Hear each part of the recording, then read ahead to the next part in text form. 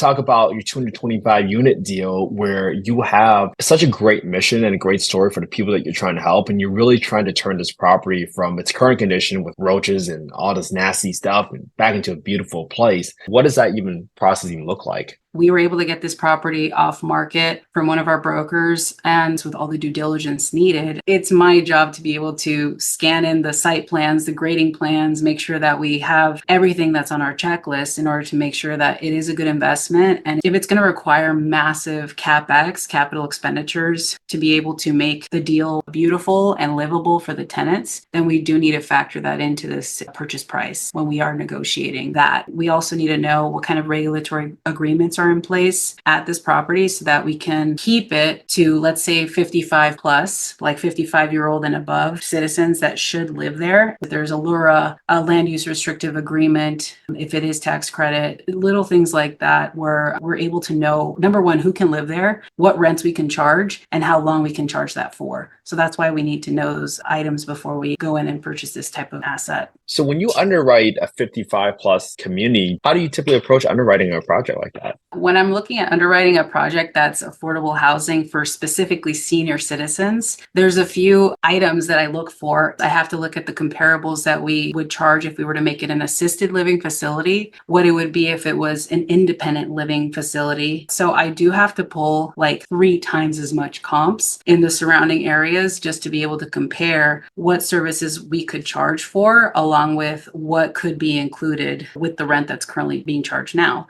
For the most part, a lot of the tenants stay because they see that as a new owner, we are looking to improve the quality and the conditions of the asset where they're living, and they appreciate that. So I do have to underwrite for what we would charge market rate, and also for market rate, like what are the surrounding buildings charging, and then also what we would charge if it was a, let's say, independent living facility.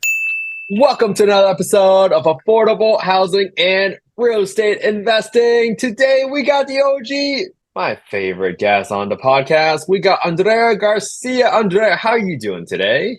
Amazingly. Thank you for having me on again. It's so much fun coming on this podcast. Well, you bring so much value to the community that I just got to keep bringing you on, because whenever I get messages from you and you're just like, oh, we got this going on. We got this going on. We just submitted offers on these. I was like, whoa, whoa, whoa, whoa. Let me not waste your time. Let me bring you onto the podcast. Let's have you talk about what you're doing, because we talked about a lot of things, from the deals that you're working on to how you're making deals work, first and foremost. So today, I think maybe we can spend some time just talking about all the different creative ways that you look at deals. And I really want the audience to pay attention to the creativity, but then also just how many different angles you can look at a deal from the eyes and the perspective of someone like Andrea, who's so good at it. So I'm going to maybe just catch us up to speed. What have you been working on lately? Well, I think I've introduced myself before. So I've been in the affordable housing space and multifamily investing for the last 7 years now. And I started off as a transaction coordinator and moved my way up to doing a little bit of everything when it comes to the process of investing in multifamily. So I've been an LP, limited partner, I've been a GP, general partner, and I basically take a deal from start to finish. So anytime we're looking to invest in a property, I think over the last 7 years, I've helped transact in over like 1.5 billion in volume. And just with that volume, it includes acquisitions, developments, refinances, closings. We do tax credit resyndications, where we basically sell our property to ourselves as an LP and then partner with a nonprofit in order to get a tax exemption, things like that. So you see all these really cool levers that we're able to pull in order to be able to provide that affordability factor to the tenants and give our investors profitable returns. So that's what I really love about what I do. At the moment, I think my portfolio's reduced to about maybe 1,300 units because we sold a big portion of them 2 years ago. But for now, what I'm working on now is I'm under contract for about 3 properties, and they're all over 50 units. One of them is about 225 units, all in Los Angeles. And each one of these properties is, what we're doing at my work is that we're focusing on providing an affordability factor to it and getting a welfare exemption from the California Municipal Finance Authority. So through that application process, we're able to apply, get a grant for the property, along with making sure that the restrictions that apply to the current property are in place so we can keep providing affordable housing to the senior citizens that we currently reside in those units and develop those units to make them even more beautiful and livable. Because you don't want your grandmother to live in terrible conditions, right? And believe me, I've seen pretty much everything. Like the property I mentioned that we're under contract for, the 200 plus unit, we found roaches, bed bugs, termites, rats, you name it. And so we have to have a plan in place and make sure all these inspections are done correctly and the reports are back so that we're able to negotiate a counteroffer. And we were able to get about 2 million of the sale price because of the counteroffer negotiation and the estimates I was able to pull. That's one of the Wow. things I'm up to lately. Well, that sounds like a ton of work, first and foremost. And for someone that's listening to you for the first time, some of the stuff you just talked about from credit resyndication, some like that's probably going over people's heads already. And then you talk about your 225 unit deal where you have such a great mission and a great story for the people that you're trying to help. And you're really trying to turn this property from its current condition with roaches and all this nasty stuff and back into a beautiful place. Maybe let's take this 225 unit deal, just whatever you can share with us from a process standpoint. How did you even approach that deal? Was that like just a deal that's marketed on the public? And then you said, hey, let me underwrite this. Like, what does that even process even look like? So like I said, I can't share too many details about the property, especially the address itself, but we were able to get this property off market from one of our brokers. And this property was managed and owned by the same person. She's like in her 90s. And she's been managing this 200 plus unit by herself. She barely hired somebody to help her out. So we're doing what we can in order to make sure that the broker works well with her in order to provide us with all the due diligence needed. And a lot of the due diligence is sitting in a basement or in an office somewhere that has not been scanned. So it's my job to be able to scan in the site plans, the grading plans, make sure that we have everything that's on our checklist in order to make sure that it is a good investment. And if it's going to require massive CapEx, capital expenditures, to be able to make the deal beautiful and livable for the tenants, then we do need to factor that into this purchase price when we are negotiating that. And then we also need to know what kind of regulatory agreements are in place at this property so that we can keep it to, let's say, 55 plus, like 55-year-old and above citizens that should live there, and we can't have anybody else live there. So we need to know things like that. What are the types of regulatory agreements in place? If there's a LURA, a land use restrictive agreement, if it is tax credit, little things like that, where we're able to know, number one, who can live there, what rents we can charge, and how long we can charge that for. So that's why we need to know those items before we go in and purchase this type of asset. Oh, okay. So was it already a 55 plus asset?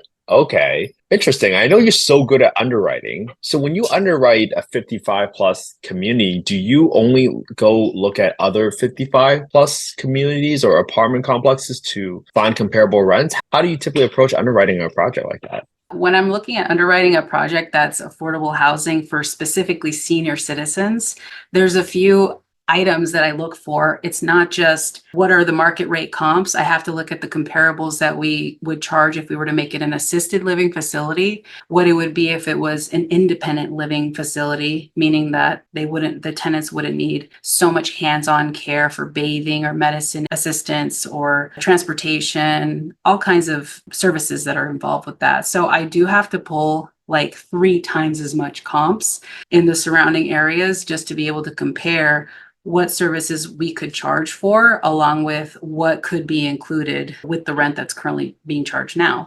Sometimes that might mean that the tenants that currently live there will have to leave if they are not happy with the plan that we have in place. But for the most part, a lot of the tenants stay because they see that as a new owner, we are looking to improve the quality and the conditions of the asset where they're living. And they appreciate that. So I do have to underwrite for what we would charge market rate, and also for market rate, like what are the surrounding buildings charging, and then also what we would charge if it was a, let's say, independent living facility. Wow. And then this is interesting. I didn't know you had to pull assisted living and independent living rates. But that does make a lot of sense because then that opens yourself up to consider what other options you might have for your business plan, quote unquote, for the property. Because you might think, hey, what if not all the units are just a market rate unit? What if some of them has different types of supportive services for assisted living or independent living? That's really interesting. That sounds like a lot of data. Are there Yeah. reports that you can pull to get those types of rents? Like, where would someone even think about like, because that seems like such a massive amount of work on there. So where would people even get data like that?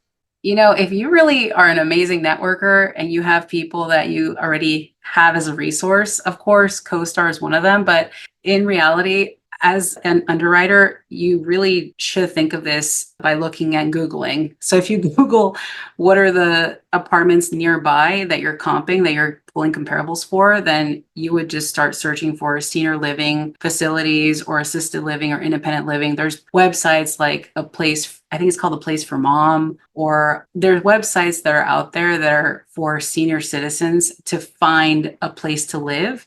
And it's good to call those as well so that you can be able to see what are the extra additional services that they charge. So what you want to know when you're underwriting for these affordable housing units for senior citizens is what is a market rate rent that is currently being charged in the area for just a unit that is not senior living, and then what it's going to cost for each additional service, or if it's a package service for independent living units as well. And these services could include anything that's like transportation, haircut, barber, laundry turn down service, medication delivery. It could include anything from bathing. I mean, there's so many services that it could include if it's added, but there's so many resources out there.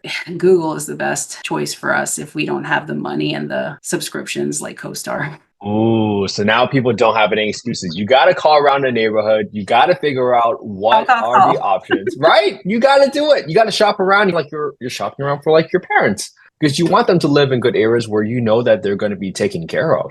Now, when you start underwriting all these deals, right, Andre, this is a chicken and egg question. Do you already have a thought process like, okay, I'm going to turn this into assisted living, so I'm going to get more data like this? Or do you get the data and then you say, hey, if we do assisted living, this is the best case scenario, worst case scenario. If we just do independent living, this is the best or worst case. How do you typically approach that process? Because sometimes people have a lot of questions about sequencing, like what comes first? How do you decide what to do with it? What do you decide to do with the property?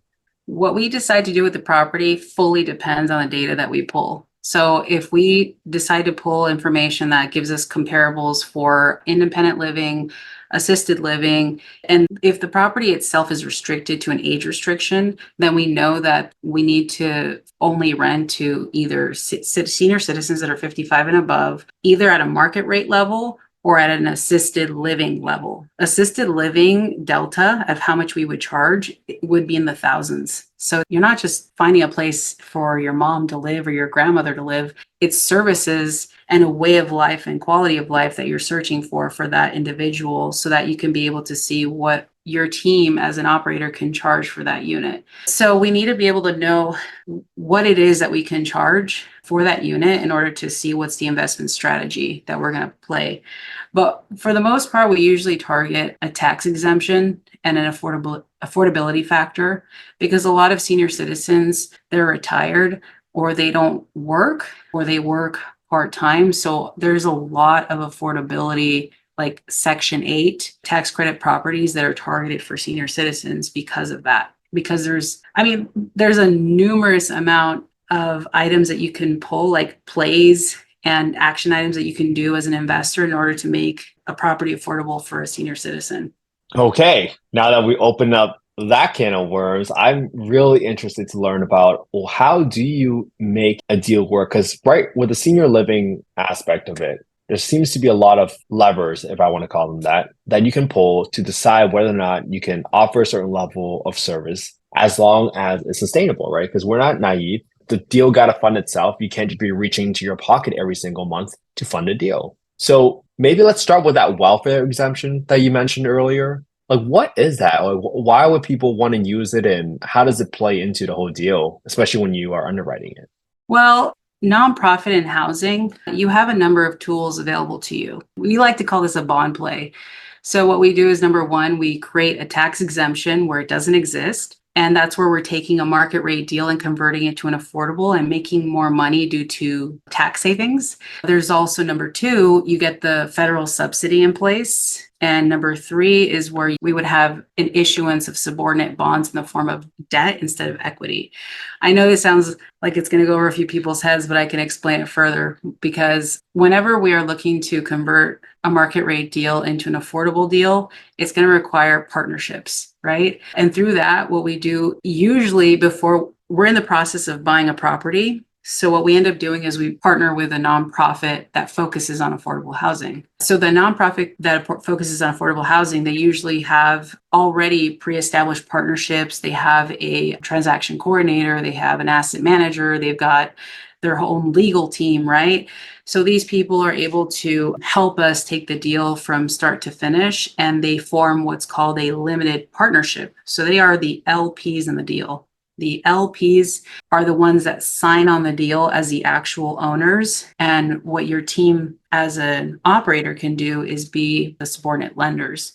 So I remember when we were going through the process of this, process of converting a market rate deal to an affordable deal. So we had to speak with our transaction attorney, and he reminded us that IRS revenue procedure 9632. It's basically a safe harbor for a 501c3 organization that provides that low-income housing to be considered charitable, establishing that 75% of the units occupied by residents that qualify as low income, plus additional conditions set forth in certain sections.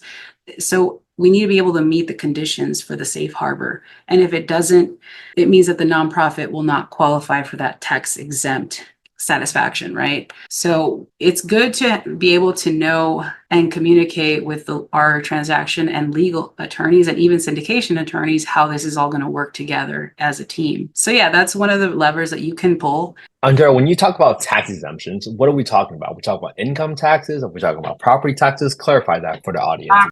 Property taxes, let me tell you. So property tax exemptions are super critical, and that's one of the levers we can pull in affordable housing, or just to be able to save money on a multifamily deal. Because if the property has a property tax exemption, you are able to save, let's say, $200,000 a year on potential tax exemptions.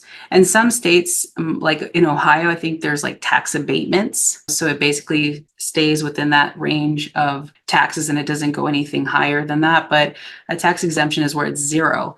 It's where there's affordability factor to it or some kind of a welfare exemption to it that will be able to have the property qualify for that property tax exemption. I think the most I've seen saved on a property per year is like $500,000, sometimes $600,000 a year.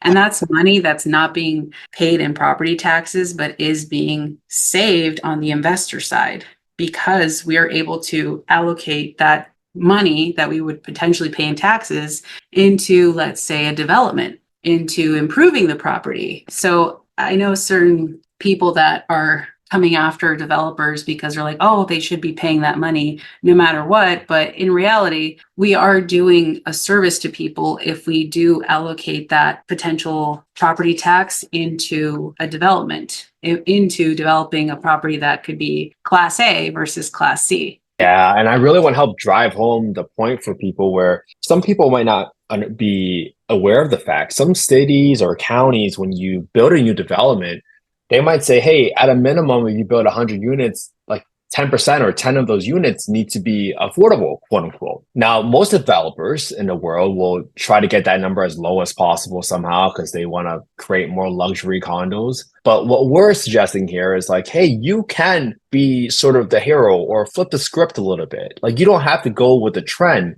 You can help more people by creating more affordable units, but you just got to understand how it all floats down to the bottom line so that the deal still floats, meaning this deal can sustain itself with the rents that you're collecting for all the expenses that you're incurring. So these are just one of the levers that Andrea is sharing all these golden nuggets with all of you right now. This is millions and millions of value right now. So hope we all are paying attention. And I just want to make sure people really understood like why this is so important. Because when I first heard about this, Andrea, my mind was blown and I just started taking copious amounts of notes. I was actually touching base on the bond play. So when I was starting to talk about the levers you can pull, is what my boss originally mentioned was like, oh, we can do what's called a bond play, where you're creating a tax exemption where it doesn't exist. You're taking a market rate deal and converting it to affordable and making more money due to the savings on the property tax exemption. So it's over half the states in the US is where you can partner with a nonprofit organization, and then the nonprofit becomes the full owner, and you can meet the certain affordability requirements and you can qualify for an exemption on the taxes. So a place like California is quite common where you can get that exemption. And what you would need to have is a nonprofit partner that has some fractional interest. So it's usually like a 0.01% owner in California, and then they can be the managing general partner. B, you have to have a minimum affordability restriction, and C, a government subsidy of some kind, which is tax exempt bonds, would need to be in place. So on a Section 8 deal that qualifies for a HAP contract, but not market rate deals, you need some sort of subsidy, like tax exempt bonds, right? So one of the tricks is that you would buy the market rate deals, convert them to like a mixed income use by saying like a minimum of 20% is going to be affordable, which allows us to meet that affordability requirement, safe harbor of that IRS code that I mentioned previously. And then the safe harbor is a minimum threshold where you have to meet for qualifying as affordable. So basically it's like a 20 to 50% is the minimum AMI, average median income, so that it qualifies for that. And you basically, what you do is you partner with a nonprofit as you use the tax exempt bonds, and you can qualify for the federal subsidies. And that tax exempt, that would make it a tax exempt property. So you're able to buy properties in markets where, like I said, you would save, instead of paying that $200,000 in property taxes, like on average, you wouldn't really pay that much. We're saving that much in our expenses and our bottom line, which gives us an advantage for a profit entity. So for the people that are listening right now, they understand the property tax exemptions. We just went through that because that's all bottom line savings. You just mentioned tax exempt bonds. Why do people use tax exempt bonds? Is that just another form of debt to fund a deal for acquisition or renovation? Speak a little bit on that. Yeah. So nonprofit, just to remind you, like the nonprofit has to be 100% owner of the property in order to issue the subordinate bonds, and they can't be that 0.01% partnership owner and above. So nonprofits, since they don't have a lot of money, what they usually do is they joint venture and usually have control in the property in that way. And then nonprofits are able to apply for the tax exempt bonds. And tax exempt bonds, I think one of your business partners mentioned this, that tax exempt bonds are everywhere. They're used for the public good. They're used for building bridges, for like stadiums. They're used for public good. So tax exempt bonds are meant to be distributed every year through the state authorities. And it's our job as developers to apply for them if we are able to meet that affordability requirement based on the restrictive covenants of the property that we are investing in. Absolutely. And sometimes those restrictive covenants just means that you need a certain percentage of the units to meet a certain threshold for the area median income for whatever the household is making that's applying to live at one of your units. And I just want people to understand there's so many, we just said a lot of stuff about taxes, but this is so exciting, guys. You have no idea, because this is how you make deals work. Like, I'm so pumped up about this stuff because this is value here. So let's keep going. We talked about some government subsidies. We talked about the tax exempt bonds. What other levers are there? So levers are to make a deal work, like I said before, is that we can be able to apply a property tax exemption through partnering with a nonprofit. We're able to have an equity investor in the deal. And some people think about bridge equity as something negative, but usually what we end up doing when it's a tax credit deal is we usually have an equity investor. And so that equity investor is basically added to the tax credit deal, and the investor, their partnership split is in the operating agreement in the tax credit file. So the equity investor is able to offer, like, let's say 8% or 9% for a certain time period for us to develop the property. So it gets taxed differently. So the money that we do get from the equity investor, it's considered a loan. It's not considered capital gains. if we are able to get an equity investor in the deal that we are going to invest in, it'll help us because that money that we're getting through equity is going to be invested in the deal. The deal will be developed and it's not considered a capital gain until we refinance and sell it. So that's one of the levers you could also use is an equity investor and partnering with a really good one that can be able to finance your developments. And I think people are starting to picture it all together. Before we talked about property tax exemptions, right? And that just simply means that that's just part of your normal operating budget.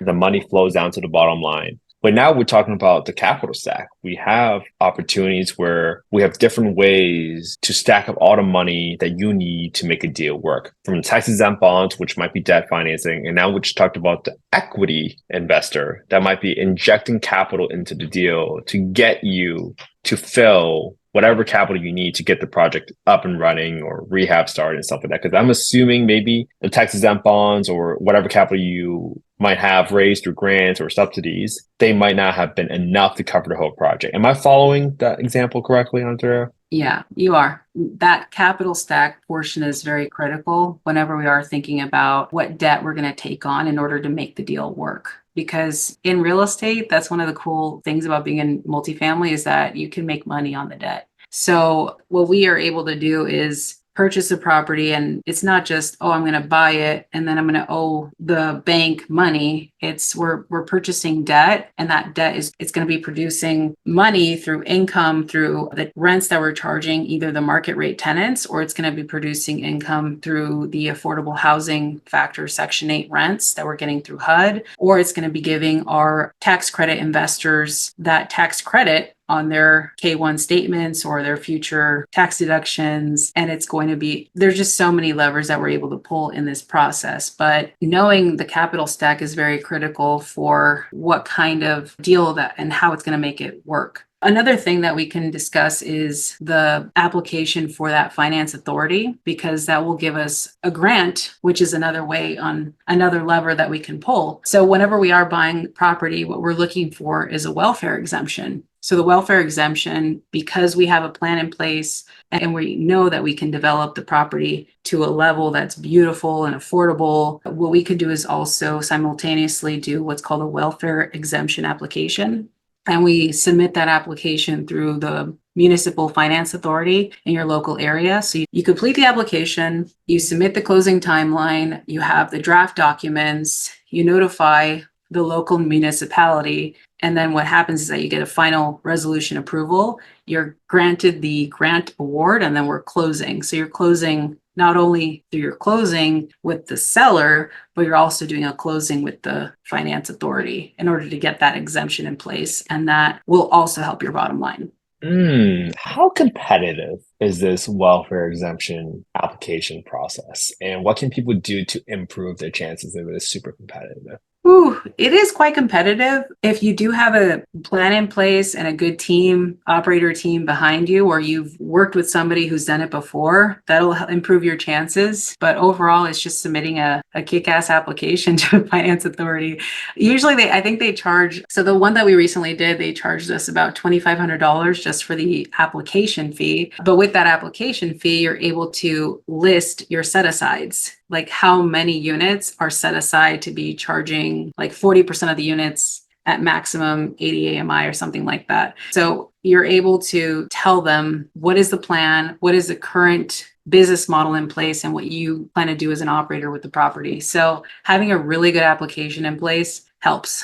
Yeah. Wow. So you got to have a good team with a track record. Do they typically prioritize allocating these grants to larger projects? I guess it may be a good question to ask. Maybe would they prioritize an applicant with, say, 200 units over someone with like 10 units? What have you seen in your experience? Yes, I have seen that they prioritize larger units to be approved faster than smaller units because it will provide more affordability for more residents. But for the most part, they usually process them one after the other, and they review what grants can be approved based on the application. So with our applications, we always have to submit an operator packet to show who we are, our history as a company, what developments we've done, what's our background, if we have anything philanthropic or charitable that we do on the side as well. And then we also submit sources and uses, like a pro forma of what our plan is for the property, the closing timeline, the documents that show the financials of the operator group or who is going to sign on the debt. It's like I'm applying to get not a loan, but a grant. Our exemption has to be approved by somebody who sees the benefit in investing in us. Wow. That sounds like a lot of work. So for someone that's going through it, might they think, hey, is this really worth it? Is it worth all my time? How long does this process even take, Andrea? How long does it take? Yeah, from everything, from doing the application. I don't know, do they interview you or anything like that during the process? There's a lot of emails back and forth. So the last application we submitted to the Finance Authority in order to get that welfare exemption and that grant from the California Municipal Finance Authority, it took about a good 2 to 3 weeks to put the full application together because we have to submit that corporate brochure. We have to submit the last 3 years of the borrower financials. And then the application itself, the projected cash flows, and then the rent comps, if there's any kind of comparables that can justify what you are going to charge for that property. So that takes a while to put together with your internal team. If you are one person, good luck. Oh, That's why they say multifamily is a team sport. It really is. Just because these applications, these exemptions, these levers, it's all a team sport. You can't pull it off on your own. And it even says it on the application. Who's going to be your bond counsel? Like they want contact information of your bond counsel, financial advisor, your underwriter, your borrower's counsel, and any nonprofit partner or charitable housing program that you're working with. So it all comes together in that one application. And this application that you're submitting to the Finance Authority is very similar to what you're going to do when you are submitting for tax exempt bonds, So with tax exempt bonds, it's even more intrusive because it's government, like really government money, it's federal money. So it is important for your team to have everything kind of already ready as an operator before you go in and invest in these types of deals, because you will be put through the ringer. Questions will come through because it's money for public use, for public good. And so you have to be entrusted to take on that responsibility. And I'm happy to do it. Yeah, and there's a ton of compliance involved with that process. So that's why you got to make sure all your paperwork is in good shape. I mean, if I follow your entire deal, right, you guys got a deal off market, and then all of a sudden you went and did your underwriting. And based on your underwriting, you guys came up with a plan, but then you also knew about all these levers that you can pull from the Finance Authority grants that are available to the welfare exemptions. Now, it takes about 3 weeks to get that welfare exemption, but do you typically try to make sure you understand or know whether or not you've been awarded that exemption before you go to the tax exempt bond route? Because now you're applying for debt to fund the deal, right? Because I'm assuming you were waiting on the welfare exemption to see what your tax savings are to make sure that it's legitimate and it's going to flow through the bottom line so that the investors in those bonds are aware of what the true bottom line of profitability is for the asset. Is that a good process? How people should follow it? You got it. Yeah, it's all a process to make sure that we're able to qualify for that welfare exemption, and then we're moving on to apply for the tax exempt bonds. Because those tax exempt bonds, I think what usually happens is that they get rated like Standard & Poor's ratings, and that's also a separate process. If it's a tax credit deal, meaning that certain units have to be allocated for a minimal area median income, and you can't charge above a certain threshold. Tax credit properties are worth the investment, and they're worth converting market rate units to tax credit if your team knows how to go that route. If you've worked with an operator or a management company that can help you comply with those requirements, because that's also a lever to pull. The lever is saving money through the tax credits as well. Got it. And by tax credits, you're talking about the low income housing tax credits? Right. Low income housing tax credit. Got it. And I just want folks to know, if you haven't watched our latest episode with Zan, we talked a lot about low income housing tax credits. We gave some examples on exactly why do you get awarded these tax credits from applying through the state allocation process. When you get these credits, right, let's say for every dollar of tax credits you get, you might sell for 80 cents on the dollar. So you get 100 grand in credits, you might get 80 grand from a buyer of those tax credits that can be used towards the renovation of your property. So all of these different levers, where the money can come from in order to fund your deal, that's what we're talking about here today. And then obviously with all the other benefits that you see from the finance authority, from the grants. Now, you mentioned you were applied for a grant on this project too, Andrea. What was the grant money used for? Was that just used towards overall cost of capital, or you guys trying to use that capital to do the due diligence on the property? Because sometimes it can be used for soft costs, right?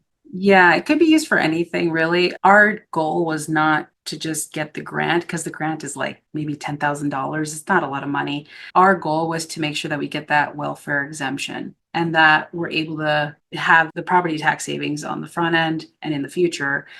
But yeah, of course, it'll help with soft costs. And when we say soft costs, we mean a project that whatever's not a hard cost. I think we discussed this in a previous podcast where a hard cost is anything that's in a general contractor, developer contract, the AIA contract that's listing all of your contractual obligations with the developer to renovate the property. But the soft cost is your additional stuff, the additional design fees, the FF&E, architect fees, attorney's fees, pest inspection fees, like even application fees for the CMFA or any authority application. So those are additional soft. They're not really soft when you feel it as an operator, but that's what they're called. They're soft costs. They're additional costs that are not included with the contractor that you're renovating the property with.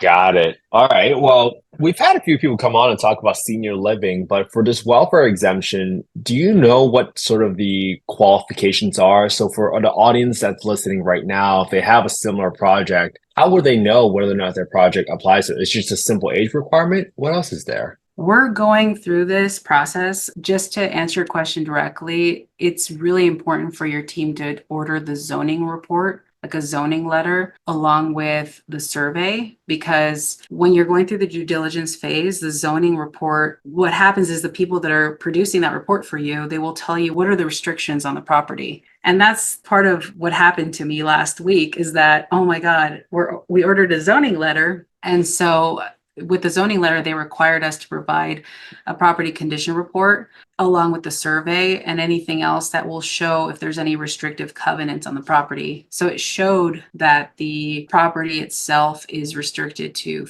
residents that are 55 and above. So we can only rent to residents that are 55 and above because of a restrictive covenant that is in place at that property. Got it. But then the welfare exemption, is that just like a very general exemption, like just for 55 plus? Yeah, the welfare exemption. So the welfare exemption doesn't have to be 55 plus, but it's basically every year what you have to do to get that welfare exemption is it's a yearly Oh, okay. welfare exemption supplemental affidavit. It's for low income housing property of limited partnership. So if you have a welfare exemption with a limited partnership, they want to make sure that property complies with that. Let's say 75% of the units are occupied by certain residents that qualify as low income. So they want to make sure it meets that minimum percentage affordability factor. And it could be as low as I've seen maybe 30% or 25%, but it's usually I've seen 40% and above.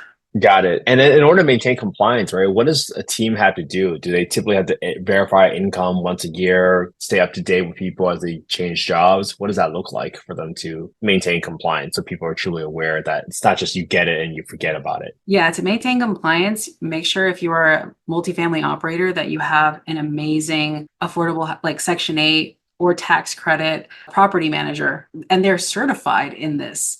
You do have people that are CAM certified. Just make sure they have these certifications as a management company because they know exactly what minimal requirements they need to submit to HUD along with any kind of finance authority so that they can consistently report on a monthly basis that the tenants are making below the minimum high income threshold, right?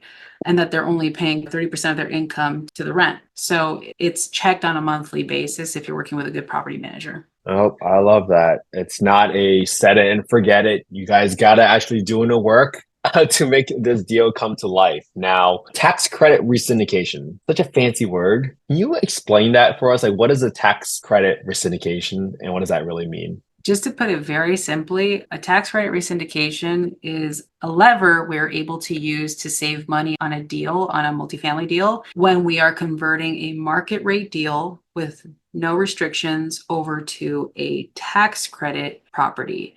So we are converting a certain percentage of units to be affordable in order to resyndicate. So what we're resyndicating means that we're reselling in a way, like we are repartnershipping, like we are reestablishing that entity that owns a market rate deal is going to be potentially moved over to a limited partnership. So it's changing owners. It's also changing the affordability factor of certain percentage of units. And do you need a nonprofit to do a tax credit resyndication, or can anybody do it? I've only seen it done through a nonprofit limited Hmm. partnership, but maybe there's another way to do it that I'm not aware of, Hmm. or that's more beneficial. Who knows? Was this a scenario where you talked about the nonprofit being a 0.01% owner or something like that in the deal? Yes, exactly. That's where you're able to get the federal subsidy in place. So, nonprofit housing has, as of right, allocation of tax exempt bonds. So, there's no taxes on the interest earnings that the lender earns on the bonds. So, the Fed regulates this because there's more tax exempt bonds that are out there and the less taxable income they can go after. So, it's a government subsidy. So, the same piece of debt that is, let's say, 5%,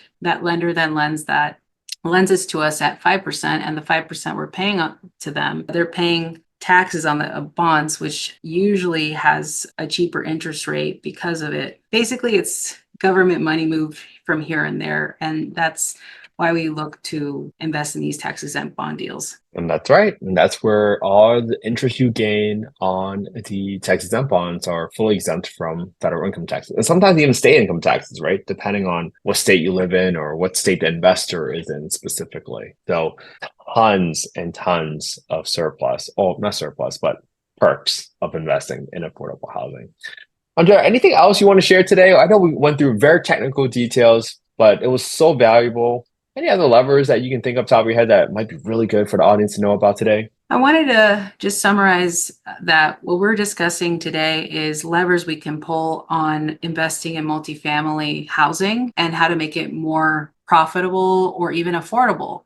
And that what we described was like a bond play where we create what's called a property tax exemption, where we partner with a nonprofit. You can also invest in properties that are already affordable and then make them into tax credit properties. There's a way of partnering with an equity investor so that that equity investor can be able to finance the development of the deal and that you're aware of the capital stack. We're also aware that we can invest in a property that if it doesn't have a affordable housing component, like Section 8 component, we're able to see how much we can increase the rents to through either a rent comparability study, or we can just create a partnership that can help us identify how we can lower the expenses and increase the overall revenue. So there's just so many levers we can pull, and I'm happy to be in this space. I'm sure. And that's why we bring Andrea onto the podcast, because there are so many ways that you guys can make a deal work. Andrea, you've always been a pleasure to have on the podcast. You always bring a substantial amount of value. And I am always just impressed by how much I learn from you every single time. It's just when they say proximity is power and proximity is the most important thing, I can tell the audience for sure, without a doubt, my proximity to Andrea has opened my eyes to a world that I never even knew existed. And that makes me super grateful to bring her on her podcast. And I'm super grateful that she gives the time up for this community to come onto the podcast and share all this information. And if you guys have not seen any of the older podcast episodes I've done on Andrea, we've covered so many different topics from like the RCS that we talked about, the rent comparability study. I've learned so much from Andrea. So Andrea, where can people find out more about you? And where can people get in touch with you? Well, people can definitely reach out to me on Instagram, Facebook, LinkedIn. My handle is the same. It's Andrea Garcia REI or at Andrea Garcia REI. And I'm happy to answer any questions you guys might have. We're constantly raising money for our deals. We're focused mostly on 20 to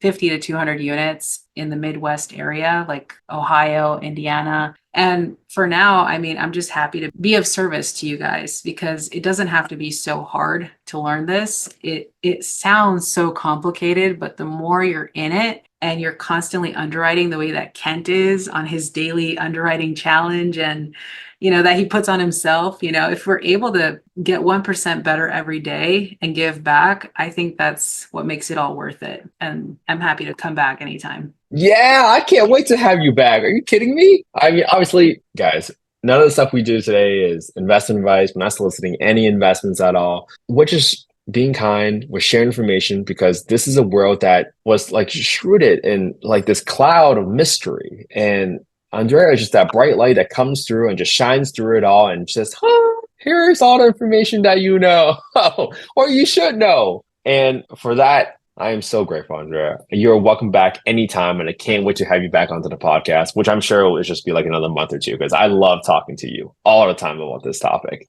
Never a limited amount of items we can talk about. There's always a new topic. In affordable housing, especially in what we do in investing multifamily, It's not just the levers we can pull, but also the strategies on how we can identify if it's a good deal or not, on how we can increase the rents, on lowering expenses, even asset management and budgeting. Like that's a whole other side of it.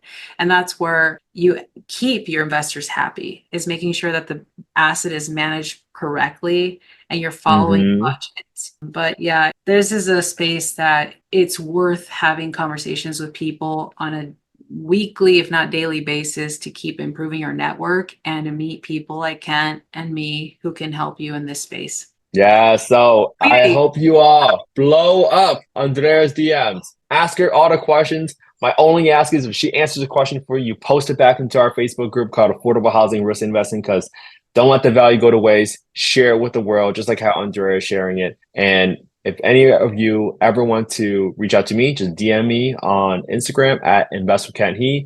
And you can always catch our website that's up now for the podcast. It's called affordablehousing.io. So not affordablehousing.com, but affordablehousing.io. That's a new website for the podcast. And you guys can always try to figure out how to schedule a call with us and just keep up to date with the podcast and community. All right, Andrea, I can't wait to have you back on. Thank you so much again for coming on to the podcast. I so appreciate it. Thank you so much, Kent. I appreciate it. And we are out.